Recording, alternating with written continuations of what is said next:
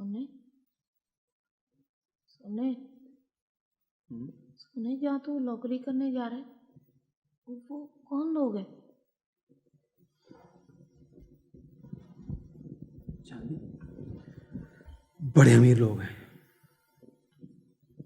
सोने, क्या करते हैं वो?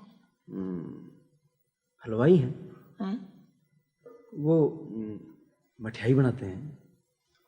अच्छा, अब मुझे पता चला कि केला वहां नौकरी क्यों करना चाहता है। क्यों करना चाहता हूँ अकेला नौकरी? मिठे का जो शौकीन है। चांदी, मैं तेरे लिए ना रोज मिठाई का फलाफा लेके आया करूँगा। मुझे कोई जरूरत नहीं मिठाई के फलाफे का। बस मैंने नहीं खाने कोई भी मिठाई शिठाई। मुझे तो आधी तनख्वाह चाहिए, जहां हैं क्या? हर महीने पहली की पहली जहां आधी तनख्वाह चाहिए। तो ठीक है, फिर वो तुम्हारी शर्त नहीं होगी। कौन सी शर्त? वो अकेले नौकरी करने की। जी नहीं जनाबे वाली, वो जो शर्त है ना तुम्हारे साथ नहीं है मेरी, वो मेरी चाचे कर्मों के साथ है।